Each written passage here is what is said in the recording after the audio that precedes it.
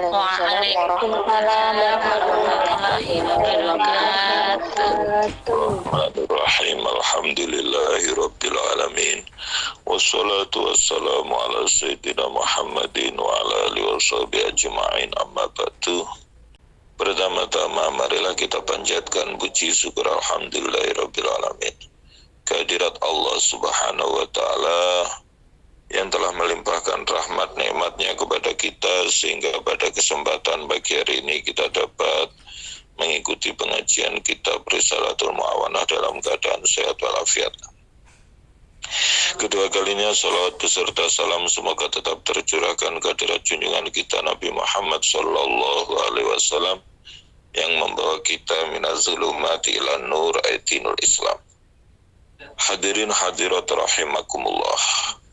Marilah pengajian pada kesempatan pagi hari ini kita buka dengan bacaan suratul Fatihah dengan harapan apa yang kita pelajari awal hingga akhir oleh Allah dijadikan menjadi ilmu yang barokah manfaat.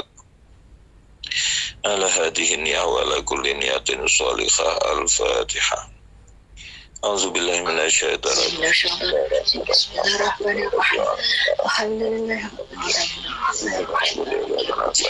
إياك نعبد وإياك نستعين صراط الذين أنعمت عليهم غير المغضوب عليهم ولا الضالين أنعمت عليهم غير المغضوب عليهم ولا الضالين. Marilah kita lanjutkan halaman 19. Wa 'alaika bil hudwi was sakinah wa idza ahsasta bil inzal faqra fi nafsika min ghairi an tuharrika lisanaka qaulahu ta'ala wa huwa alladhi khalaqa minal ma'i bashara faja'alahu nasaba wa sihra al-ayah wal afdalu lin nasik min at-tazawwuj wa tarkihi ma kana minhuma aslamu lidinihi wa aslaha li qalbihi wa ajma'a li fikrihi wa yukrahu karahatan syadidah liman la zawjata lahu ayyatafakkara fi sya'nin nisa alladhi yahmilun nafsa 'alal maili ilaihinna wa man buliya bidzalika wa lam yaqdir 'ala qam'ihi bi wadha'i fil ibadat fa 'alaihi bitazawwuj fa illam yastati fa alaihi bisawm fa innahu yuksiru syahwat wa idza qasatta baital khala li baulin aw ghaitin falbasna alaika wastur ra'saka wa qaddim rijlakal yusra fid dukhul wal yumna fil khuruj wa qul inda iradati dukhul bismillah Allahumma inni a'udzubika minal khubuthi wal khaba'is wa indal khuruj ghufranaka alhamdulillahilladzi azhaba 'anni al-adha wa 'afani wa la tazkur Allah ala hadhihi al-halat illa biqalbika wa la tastashhib syai'an maktuban 'alaihi ismuhu ijlalan lahu ta'ala wa la ta'bas wa la tatakallam illa li daruratin wa la tarfa min thiyabika illa al-qadra alladhi takhsha 'alaihi at-tanajjusa tatir haitsu la yaraka syakhsun wa ba'd bi haitsu la yusma'u minka sautun wa la yushammu minka rihun wa la tastakbilil qiblata bi baulin wa la tastadbirha bi ghaitin wa qad yuta'azzaru fi luzalika fi ba'dil abniyah. Hendaknya engkau tenang dan ketika engkau merasa inzal, merasa mau keluar sperma, bacalah dalam hatimu dengan tanpa menggerakkan lisanmu, yaitu firman Allah, wa huwa allazi khalaqa minal ma'i bashara faja'alahu nasaba wa sihra. Ini masih merupakan lanjutan dari keterangan sebelumnya tentang kaifiyah berhubungan suami istri, di mana disebutkan sebelumnya kalau kamu mau berhubungan suami istri hendaknya engkau berdoa bismillah Allahumma jannibna syaitana wa jannibi syaitana ma razaqtana. Maka kalau kemudian kita berdoa dengan redaksi doa tersebut, kalau kemudian Allah menakdirkan kita memiliki anak dari hubungan tersebut, maka anak tersebut dijauhkan dari godaan setan. Terlebih akan lebih baik kalau kemudian ditambahi Allahumma ja'al hadhihi nutfata zurriyatan thayyibah. Ya Allah, jadikanlah dari sperma ini anak cucu yang baik, anak cucu yang solih-solihah, ya. Maka ketika hubungan suami istri itu dimulai dengan bismillah, dimulai dengan doa, maka ketika terlahir seorang anak, setiap satu hembusan nafas dari anak tersebut sepanjang hidupnya itu dicatat sebagai zikir dari orang tuanya. Wal afdalu linnasik minat tazwij wa tarkihi makana minhum aslamu lidinihi. Yang paling utama bagi seseorang, apakah dia memilih menikah atau tidak menikah, pertimbangannya adalah mana yang paling lebih menyelamatkan terhadap agamanya, mana yang lebih baik untuk hatinya, mana yang lebih bisa menjadikan pikirannya lebih fokus. Maka sangat dimakruhkan bagi orang yang tidak punya istri atau belum punya istri untuk memikirkan sesuatu tentang wanita atau perempuan yang bisa mendorong hatinya untuk punya kecenderungan terhadap perempuan. Barang siapa diuji dengan hal tersebut dan dia tidak mampu untuk menghentikannya walaupun sudah melakukan berbagai macam aktivitas ibadah, maka hendaknya dia menikah. Kalau belum mampu, hendaknya dia puasa, karena puasa ini bisa memecah syahwat. Titik. Itu kalau kemarin menerangkan kaifiah makan, kaifiah berjalan, kaifiah duduk, dan lain sebagainya. Itu tadi keterangan seputar kaifiah atau tata cara tentang bagaimana hubungan suami istri. Kemudian sekarang ketika engkau menuju WC untuk buang air kecil, buang air besar, hendaknya pakailah sandalmu, tutuplah kepalamu, dahulukan kakimu yang kiri ketika masuk, dahulukan kaki yang kanan ketika keluar, dan ketika engkau hendak masuk ke WC, doanya Bismillah, Allahumma inni a'udzubika minal khubusi wal khaba'is. Dan ketika keluar dari WC, ghufranakal hamdulillahilladzi azhaba annil aza wa afani. Janganlah kamu berzikir kepada Allah dalam keadaan seperti ini kecuali dengan hatimu, artinya keadaan di dalam WC. Janganlah kamu membawa sesuatu yang ada tulisan asma Allah di WC karena mengagungkan Allah. Janganlah kamu main-main atau janganlah kamu bincang-bincang kecuali dalam keadaan darurat. Janganlah kamu mengangkat pakaianmu kecuali kira-kira yang kamu takut khawatir kena najis. Buatlah tutup sehingga seseorang tidak ada yang melihatmu. Menjauhlah sehingga tidak terdengar suara darimu, tidak tercium bau darimu. Wala tastaqbilil kiblat. Kamu jangan menghadap kiblat ketika buang air kecil atau membelakangi kiblat ketika buang air besar. Tapi hal itu dimaafkan kalau berada di dalam suatu bangunan.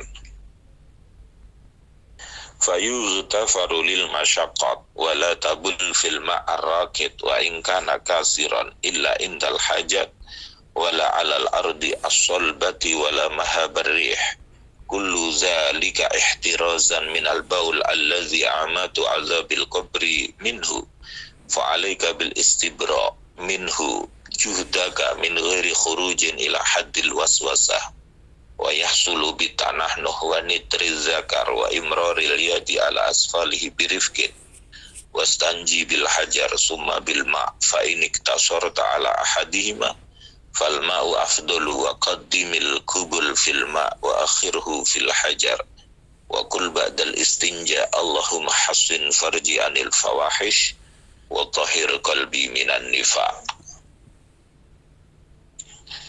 Jadi kebolehan buang air kecil, buang air besar, menghadap kiblat atau membelakangi kiblat itu karena masyakot ketika berada dalam suatu bangunan. Janganlah kamu buang air kecil di air yang diam, walaupun itu jumlahnya banyak air tersebut, kecuali ketika memang dibutuhkan. Dan juga tidak buang air kecil pada tanah yang keras atau tempat bertiupnya angin, karena hal itu untuk menjaga agar tidak terkena air pipis, air seni yang kebanyakan siksa kubur itu karena urusan itu. Hendaknya engkau melakukan istibro, membersihkan sisa-sisa air seni semampumu dengan tanpa keluar sampai batas was-was. Dan istibro itu bisa dilakukan dengan, kalau laki-laki, tanah nuh. Tanah nuh itu dehem, wanitri zakar, dan meliriti zakar, menjalankan tangan dengan pelan, supaya sisa-sisa itu bisa bersih, ya. Tidak kemudian istinjaknya, cawiknya sudah selesai tapi masih jerit keluar lagi. Nah, kalau perempuan bagaimana? Ya dipeluruti, ya, di atas farji itu perutnya untuk membersihkan sisa-sisa air seni tersebut. Dan kalau mau lebih afdol, ya istinjaknya pakai batu kemudian pakai air. Tapi kalau pakai salah satu juga, yang paling utama pakai air. Dahulukan kubul, kemudian kalau pakai air, akhirkan kubul kalau pakai batu. Setelah istinja, doanya Allahumma hasin farji anil fawahish wa tahhir qalbi minan nifaq. Wa alaika bitayamuni fi kulli sya'nika illa fi izalatin najasat wa izalatil akdar wa dukhul ilal mawadi allati min sya'niha al-istighzar fayambagi ayaf'ala dhalika kullahu bil yasar wa idha atasta fakhfad biha sautaka wastur fammaka wa kul alhamdulillahi rabbil alamin wa la tabsuk illa an shimalika au tahta qadamika al-yusra.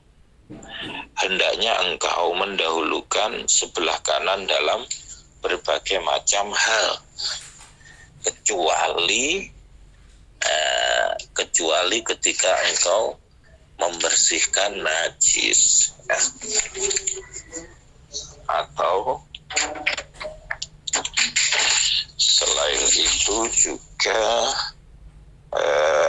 membersihkan kotoran atau masuk tempat-tempat yang biasanya menjijikkan, ya. Sebaiknya engkau melakukan semua itu dengan kiri terlebih dahulu.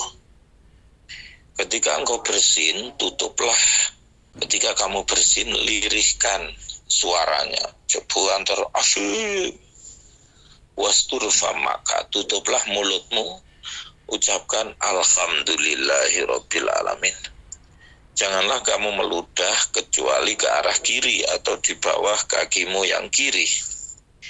Wa alaika bisyaddi afwahil asqiyati wa takhmiril awani wa ikhlaqi babil manzil la siyaman 'inda an-nawm wa 'inda al-khuruj minhu wa la tanamu hatta tudfi'a kulla narin fil baiti min sirajin wa ghairihi au tuwariha wa idza asbaha al-ina makshufan aw as-siqa maftuhan fala tashrab al-ma'a alladhi fihi wa la tasta'milhu illa fima ustumila fihi al-ma' al-mutanajjis wa huwa tahir walakin fi isti'malihi khatrun wa qad zakara Syekh Ibnu al-Arabi fil Futuhat inna fi sanati lailatan mubhamatan tanzilu fiha al-adwa wa la tusadif ina'an makshufan wa la saqa'an mamlu'a illa dakhalathu wa lidzalika amara Rasulullah sallallahu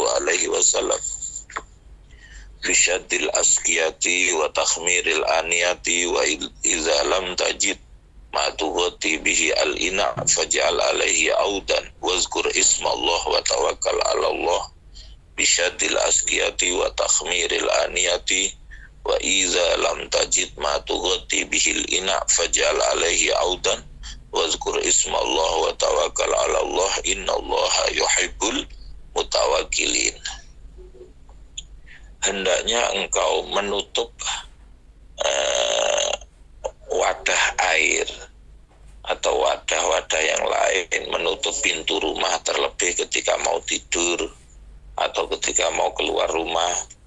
Janganlah kamu tidur kecuali telah mematikan api yang ada di rumah, baik lampu atau yang lainnya, kompor atau yang lainnya, ya. Kalau kemudian pagi hari ada wadah yang terbuka, janganlah kamu minum air dari situ, janganlah kamu menggunakannya kecuali seperti artinya lebih hati-hatilah gitulah. Dituangkan dulu sedikit, ya, khawatirnya kecemplungan hewan atau apa gitu. Karena khawatirnya membahayakan kalau menggunakannya. Syekh Ibnu Arabi dalam kitab Futuhat menerangkan bahwa dalam 1 tahun itu ada 1 malam yang tersembunyi kapan tepatnya, di mana di situ turun berbagai macam penyakit. Maka kalau ada wadah yang terbuka, itu akan masuk itu penyakit ke situ. Karena itu Rasulullah memerintahkan untuk menutup wadah, menutup ceret, ya. Ketika engkau tidak menemukan sesuatu yang digunakan untuk menutup, maka jadikanlah di atasnya ada kayu. Sebutlah asma Allah, bertawakallah kepada Allah. Sesungguhnya Allah mencintai orang-orang yang tawakal. Faslun wa alaika bitulil muqsi wa kasratil julus fil masjid biniyatil i'tikaf fa innal masajida buyutullah wa ahabul biqa ilaihi wa qad qala alaihi salatu wassalam al masjidu baitu kulli taqiyin. Pasal ini menerangkan hendaknya engkau berlama-lama banyak duduk di masjid dengan niat i'tikaf, karena masjid itu adalah baitullah dan tempat yang paling dicintai oleh Allah.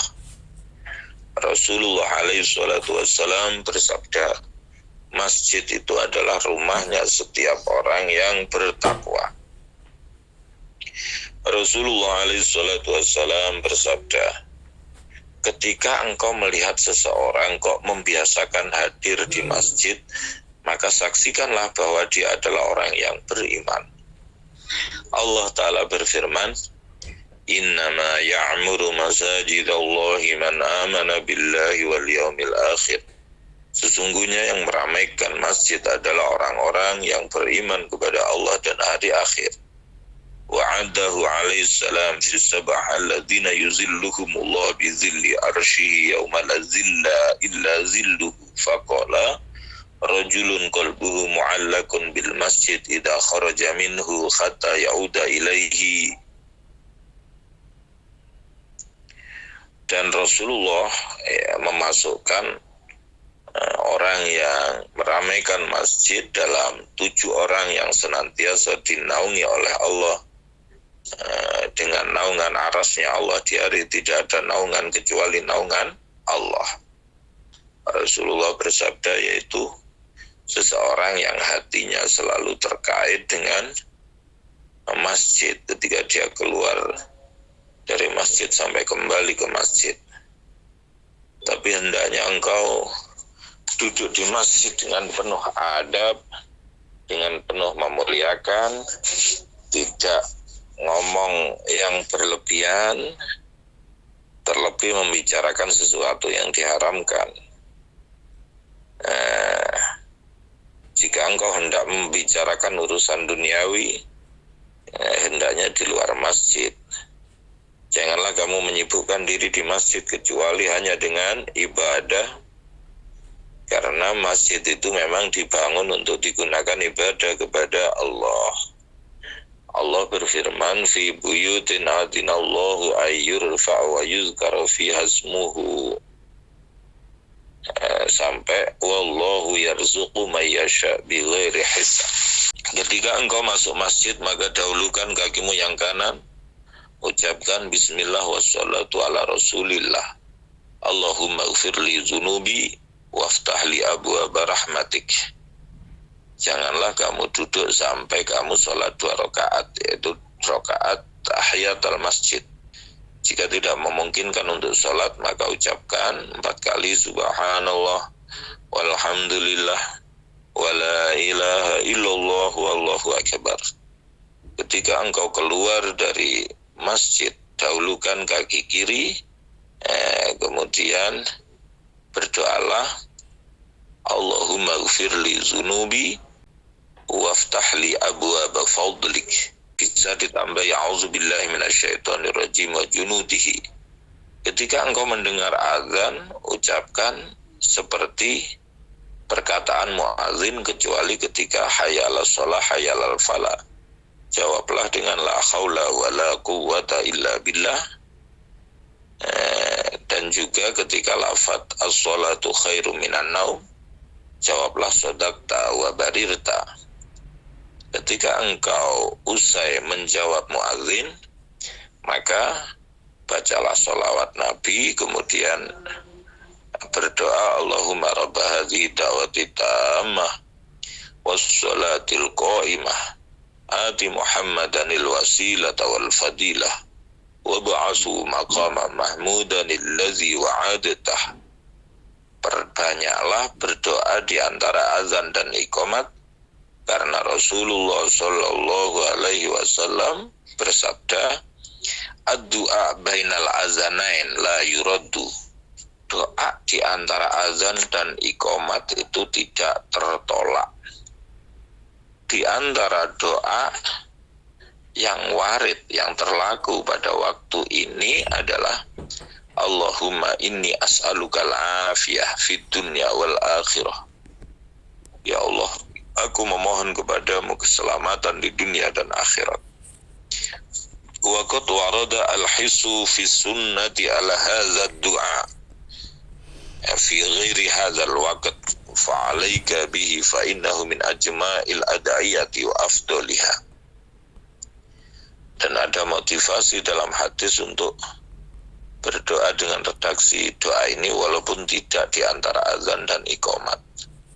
Dianjurkan untuk berdoa dengan doa ini, Allahumma inni as'alukal afiyah fid dunya wal akhirah fa'alaika bihi. Maka hendaknya engkau berdoa dengan redaksi doa ini, fa innahu min ajma'il adiyah wa afdoliha, karena itu adalah doa yang paling komplit, doa yang paling afdol. Ya Allah, aku memohon keselamatan di dunia dan akhirat. Lalu selamat wilujeng itu ya wis komplit, apalagi yang dicari kalau bukan keselamatan, kebahagiaan, kesuksesan di dunia dan akhirat. Faslun wa 'alaika bil mubadarah bis salati awwal al waqti wallahu a'lam bishawab. Demikianlah yang bisa saya sampaikan dalam kesempatan pagi hari ini. Kurang lebihnya mohon maaf, semoga bermanfaat. Wa akhiran, wassalamualaikum warahmatullahi wabarakatuh. Waalaikumsalam warahmatullahi wabarakatuh. Ini luar tema ya Pak ya, Bapak. Apakah jamaah secara virtual maksudnya lewat video call gitu loh Pak? Terima kasih atas jawabannya. Assalamualaikum warahmatullahi wabarakatuh. Ini Abah, saya mau bertanya tapi di luar tema. Nah kemarin itu saya tuh dikirimin video gitu tentang radikalisme Islam sama mantan suami saya ya. Satu kan ngomong sama mantan suami saya bahwa saya tuh ya intinya dia tuh ngajak kebalikan, rujuk, cuman saya bilang kita tuh agak akidahnya sekarang berbeda. Saya kan seorang muslimah sekarang. Saya itu la ilaha illallah Muhammadur Rasulullah insya Allah sampai saya tutup usia, sampai Allah panggil saya, dan insya Allah saya nggak akan terhilang untuk yang kedua kalinya. Nah, terus dia tuh ya mungkin kayak dia tuh kayak nggak terima Ya memang saya udah sah bercerai ya, Abah udah bercerai itu udah 2 tahun yang lalu lah, udah sah secara agama, baik secara negara juga saya udah urus semuanya. Nah, terus dia tuh kirimin saya tuh video-video banyak sekali tentang ini loh Islam tuh kayak begini, begini. Intinya Islam itu radikal. Nah, Islam itu boleh beristri banyak. Islam itu apa tuh namanya? Ya kayak gitulah istrinya yang negatif-negatif kayak gitu. Nah terus dia tuh yang dipertanyakan sama dia itu, coba kamu baca di Quran surat 9 ayat 29. Nah pas saya buka Al-Quran, oh di situ ini itu surat At-Taubah ya Abah, At-Taubah ayat 29 yang intinya garis besarnya itu tentang mereka yang mengasumsikan ayat tersebut tentang jihad ya. Nah terus dia bilang, kamu lihat kan yang di video itu bom bunuh diri, itu terjadi 2 minggu yang lalu. Nah, seorang muslim itu belum dikatakan muslim yang sejati kalau belum melakukan ayat 29 tersebut, surat At-Taubah itu. Nah, mereka itu masih dikatakan kafir kalau belum melakukan itu. Berarti Islam itu radikal kan? Nah, udah seperti itu. Terus saya jawab, Abah, saya tuh jawab dengan baik, pelan ya, saya bilang seperti ini. Maaf deh Pak, kalau bagi saya, Islam itu rahmatan lil alamin. Islam itu damai. Islam itu nggak mengajarkan hal untuk radikalisme. Nah, tapi kalau asumsi Bapak seperti itu, ya itu monggo. Saya juga tidak menjelekkan sebuah agama manapun. Saya mengimani la ilaha illallah itu untuk diri saya sendiri. Ke inti pertanyaannya, Bu. Inti pertanyaannya yang itu Abah, surat At-Taubah itu kok bisa turun seperti itu latar belakangnya apa gitu loh, Bah. Itu kan isinya kan di alam terjemahannya kan, tafsirnya kan, tumpaslah, apa itu namanya, bunuhlah, perangilah, gitu. Nah, jadi inti latar belakang bisa turun ayat itu apa? Nah, saya mau ngomong sama mantan suami gitu, saya mau jelasin karena saya kan nggak ngerti gitu. Fakir ilmu ya. Waalaikumsalam warahmatullahi wabarakatuh. Terima kasih, Ibu Indah Ruslianto. Dalam memandang konsep kafir orang non-muslim itu dalam Islam itu ada namanya kafir harbi, ada namanya kafir zimmi. Kafir harbi itu artinya adalah orang non-muslim tapi yang memerangi kaum muslimin. Tapi kalau kafir zimmi itu orang non-muslim yang tidak memerangi kaum muslimin, artinya sudah melakukan perjanjian damai. Lalu konteks jihad dalam perang itu seperti apa ya?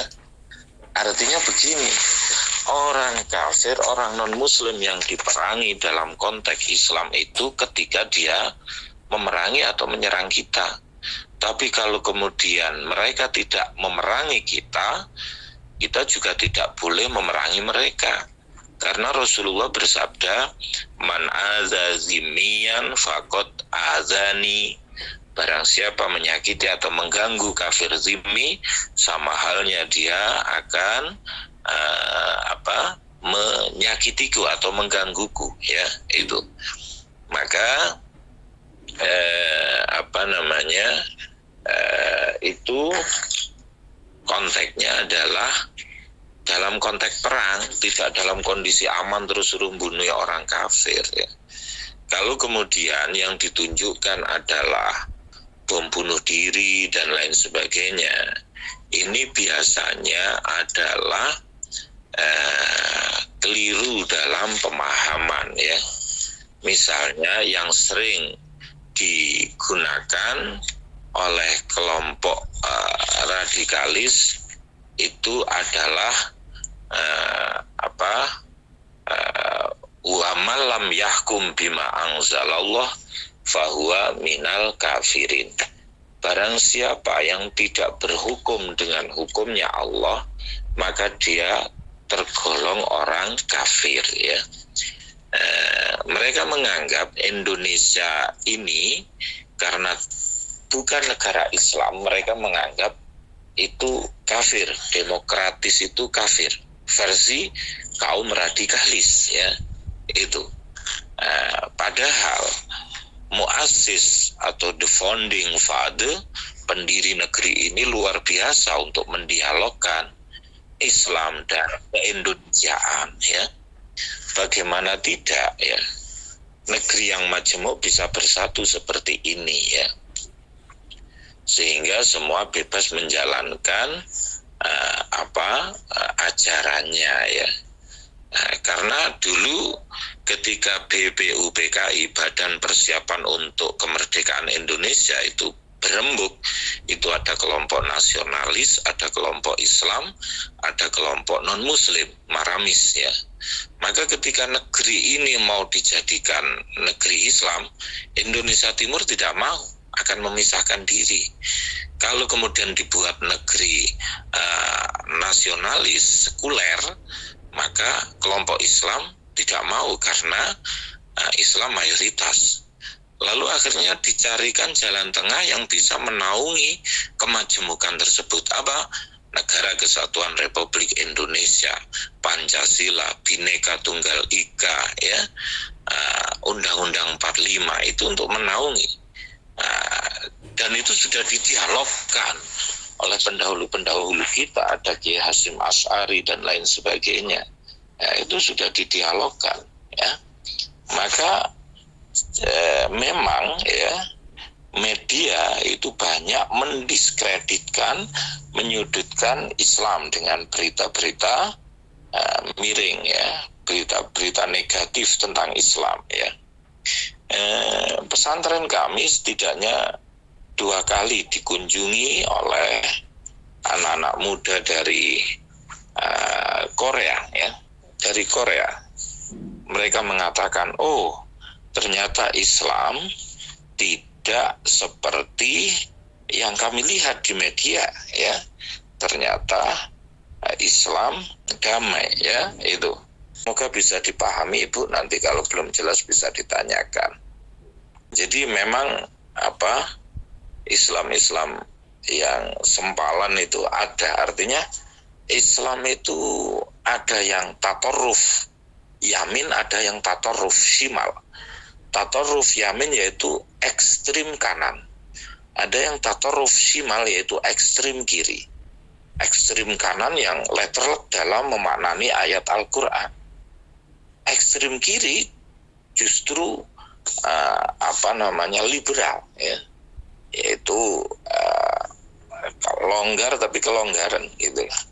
Bagaimana khairul umur awsatuha, sebaik-baik urusan yang sedang-sedang saja, ikuti ulama nahdiyin yang moderat, yang wasatiyah, yang sedang-sedang saja. Artinya kapan harus keras, kapan tidak keras itu ada konteksnya. Maka dulu ketika penjajahan Belanda dan Jepang, Kiai Hasyim Asy'ari memunculkan resolusi jihad, yaitu fatwa kewajiban jihad bagi anak-anak muda Indonesia yang kemudian tercetus setelah Hari Pahlawan dan lain sebagainya. Karena konteksnya perang. Kalau kondisi aman begini, jihadnya ya mengentaskan kemiskinan, mencerdaskan kehidupan bangsa. Jihadnya lebih pada berbentuk seperti itu. Bagaimana biar masyarakat sehat, itu juga bagian dari jihad ya. Itu. Jadi makna jihad ini yang perlu dipahami ya, karena sekarang ini banyak seperti itu, kelompok-kelompok radikal itu banyak sekali. Radikal itu bagaimana? Radikal itu ya kepingin merubah sesuatu itu dengan cepat, kurang telaten, kurang sabar ya, dan tidak toleran terhadap perbedaan ya. Padahal perbedaan adalah sunatullah. Yang kedua tadi jamaah melalui HP, begitu ya Bu Miftah tadi, begitu ya. Wa ayya maudi'in shalla al-ma'mum fil masjid al-khalis walau bil ijtihad wa minhu jidaruhu wa rahbatuhu wa manaratuhu allati babuha fi au fi rahbatihi rabitan salatahu bi salatil imam fihi ay fil masjid wa huwa ay al-ma'mum alimun bi salatihi ay al-imam bi musyahadatil ma'mum lahu au bi musyahadatihi ba'da saffin minal mutaqaddimin bihi aw wahid minhum wa illam yakun fi saffin aw bi sima'i sautil imam aw sauti muballighin adilin adlu riwayatin ya yakuna balighun. ajza'u aika fauzalika rabtu sholati bis sholatil imam. Jadi kalau di sini diterangkan dalam kitab Tausih bahwa sholat itu ketika berjamaah selain melihat itu juga robiton. Robiton itu artinya nyambung barisannya. Misalnya kadang ada sholat ya di masjid bagian dalam, ada masjid bagian luar. Itu harus ada baris depannya yang dilihat, ya. Ada suara yang didengar, ya. Atau ada mubaligh adlu riwayat. Mubaligh adlu riwayat itu ada yang menyambung suaranya, ya, kayak di Mekah itu. Allahu Akbar, Allahu Akbar. Jadi harus robiton, nyambung itu ya orangnya ada sama-sama di forum, bukan virtual, ya. Kayak kemarin waktu pandemi ada yang berfatwa Jumatan virtual di rumahnya masing-masing. Kemudian dibantah hal tersebut. Idealnya bertemu langsung, bukan kemudian virtual. Melihat tapi di HP, tapi robeton itu ya bersambung barisannya dari depan belakang itu. Walaupun ada yang di Serambi Masjid, ada yang di Jamaah Putri itu, tapi nyambung dengan imamnya itu, dan selain terlihat juga nyambung barisannya. Begitu Ibu Miftah, semoga bermanfaat. Mau bertanya seperti ini. Barusan yang ditanyakan Ibu Miftah itu ada di sini di salah satu masjid di Taipei. Kalau di salah satu masjid niku di lantai 1 jamaah putra, terus di lantai 2 jamaah putri menggunakan niku televisi seperti itu. Yang seperti itu bagaimana Bapak Pareng no pembuatan? Terus yang kedua yang saya mau tanyakan mengenai di kamar mandi tidak boleh zikir kecuali menggunakan hati. Kalau yang sering terjadi di jamaah on air niki mendengarkan kajian, terus mendengarkan tilawah Al-Quran niku karena tidak ingin ketinggalan. Jadi headset Bluetooth itu tetap di telinga walaupun kita sambil mandeni nenek, walaupun kita sambil di kamar mandi. Yang seperti itu dibolehkan apa tidak, Bapak? Terima kasih atas jawabannya. Saya mau bertanya Bapak, di Iwanik itu kan ada semacam tilawah sunnah seperti itu. Terus setiap hari kita kan laporan, hari ini dikasih olah kayak gitu. Tetapi ada sahabat itu bilang, saya lupa laporan, saya bilang gitu. Terus sahabat itu bilang, orang kalau ngaji itu ngapain sih, semua harus tahu gitu. Kalau di ibadah itu hanya kita dan Allah yang tahu. Karena kalau semua orang tahu itu namanya riya, biar kita dipuji. Padahal kan di sini kita semacam kegiatan seperti itu biar bersemangat membaca Al-Quran. Apakah benar Bapak itu yang dinamakan riya? Terus saya ada setiap hari ada sahabat gitu kadang telepon di waktunya salat itu kan kita nggak enak ngomong gimana benar dulu itu kan, saya mau salat dulu. Terus seperti itu, apakah benar itu jika kalau kita ngomong salat itu kita sama sahabat itu kita riya, Bapak? Mohon penjelasannya. Ya idealnya seperti itu, bahwa idealnya makmum dan imam itu tahu dan nyambung. Tapi kalau sudah desain masjidnya seperti itu ya gimana, ya wis darurat wis. Darurat itu bihul mahdurat. Kondisi darurat memperbolehkan sesuatu yang semula tidak boleh menjadi boleh. Lebih apa bangunan masjid Arab dirubah kan ya sulit, panjang prosesnya. Tapi bagi yang tahu idealnya barisan jamaah putra putri itu selain lihat juga bisa tahu barisan depannya begitu. Masih ada ngaji on air dulu Bapak. Nggih. Nggih, Ngaji on air dulu. Enggak apa-apa. tak mendengarkan. Oh, nggih. Enggak apa-apa. Karena itu kan sama saja zikir dengan hati, artinya lisan kan tidak bergerak di situ di kamar mandi, tapi mendengarkan Dan lisannya tidak bergerak untuk berzikir, sama halnya dengan hati yang tergerak untuk zikir, tapi bukan lisannya. Tidak lisannya membaca Al-Quran, tidak lisannya membaca zikir ketika di kamar mandi atau ngapain nenek itu tadi kan. Hanya telinga dan yang menyimak itu hati, sama saja ya, tidak apa-apa ya. Kemudian yang kedua membaca tilawat tuna untuk laporan itu apakah termasuk riya itu? Riya itu artinya al-amal li ajlinas, amal karena manusia. Terus kemudian kita ngomong, saya tak sholat dulu, wah riya sama ini. Saya tak laporan Quran dulu, wah riya sama itu. Tidak demikian ya. Yang terpenting adalah motivasinya kembali kepada niat kita. Innamal a'malu binniyat. Sesungguhnya amal itu tergantung niatnya. La sawaba fi amalin illa binniyatin. Suatu amal tidak akan berpahala kecuali ada niatnya. Misalnya niatnya apa? Niatnya untuk memotivasi diri agar rajin membaca Al-Quran, memotivasi diri untuk rajin sholat, bukan kok pamer baca Qurannya, bukan kok pamer sholatnya, bukan, tapi kembali kepada niat masing-masing. Jadi Syekh Fudel bin Iyad itu berkata, al-amal li ajlinas sirkun wa tarkul amal li ajlinas riyaun.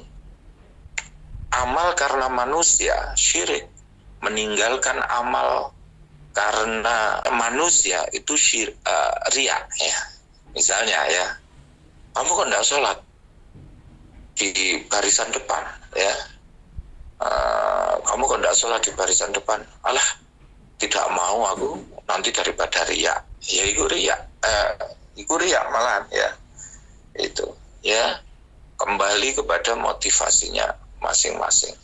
Sekarang kita menceritakan tentang diri kita, itu bisa dua hal, bisa ujub membanggakan diri, bisa memotivasi orang lain ya. Misalnya kita cerita ke orang, alhamdulillah aku iki bisa puasa mulai Rejab Ruah, poso terus, alhamdulillah. Nawaitunya apa? Wa amma bi ni'mati rabbika fahadits. Adapun terhadap nikmat Tuhanmu maka ceritakan. Ceritakan, karena itu nikmat dari Allah, kita bisa melakukan puasa, bisa melakukan ibadah. Siapa tahu dengan cerita kita orang menjadi termotivasi untuk mengikuti jejak kita. Yang tidak boleh itu kalau kemudian ujub membanggakan diri atau takabur sombong. Aku poso setahun ayo kuat tuh, aku awamu ya apa? Aku aku ini berarti muncul ananinya, keakuannya, kesombongannya, membanggakan diri. Jadi bedanya tipis sekali. Omongan kita itu kembali kepada niatnya dari apa yang kita sampaikan tersebut. Begitu, semoga bermanfaat. Allahumma shalli ala sayyidina Muhammad wa ala ali sayyidina Muhammad walhamdulillahirabbil alamin. Allahumma inna nas'aluka al-afwa wal afiyah fid din wa dunya wal akhirah. Allahumma shalli ala sayyidina Muhammadin bi adadi anwa'i rizqi wal futuhati abasital ladzi yabsutu rizqa liman yasha. Ubsut alaina rizqan wasi'an min kulli jihatin min khazaini ghaibika bi ghairi minati makhluqin bi mahdi fadlika ya rahman.